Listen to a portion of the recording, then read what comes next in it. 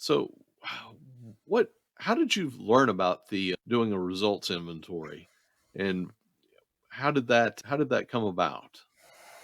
Yeah, I don't know exactly where it came from. I would imagine it came from a book or something that I did. I read tons of books, and that was the problem in that first half of life because I read everything, I consumed everything, but I did not implement stuff. I was really, really down. I think I had six businesses at the time.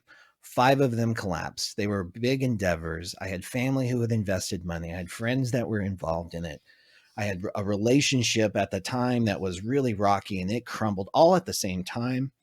So here I was at Thanksgiving and I didn't want to be around anybody in my family. So I spent that time alone with a bottle of vodka and I didn't know which direction I was going to go. I was really down. It could have gone either direction. And I got this inspiration that hit, and it was from a book called The Answer by John Azarov.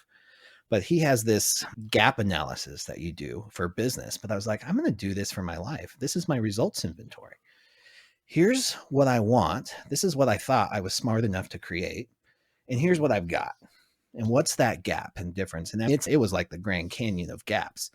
It was huge, but I was thinking, I can do this if anybody can do this. And I've met some really successful entrepreneurs, however you decide to define that, that didn't strike me as the brightest bulbs in the shed or the sharpest knives, right? I'm like, why can't I create something? Why do I have to struggle? And that's where I slipped. I went into that rabbit hole seriously 4 or 5 days over Thanksgiving weekend and just consuming everything I can. And when I came out of that on Monday, I had a plan in place. I said, this is what I'm going to do. I started out with BJ Fogg and his tiny habits. And he used Hmm. to have a little program at his university where you would send in what you wanted your habits to be, and they would send accountability emails. And that helped. And then I got introduced to Hal Elrod, and that really triggered the next chapter of my life. In fact, I measure my life before the miracle morning and after the miracle morning.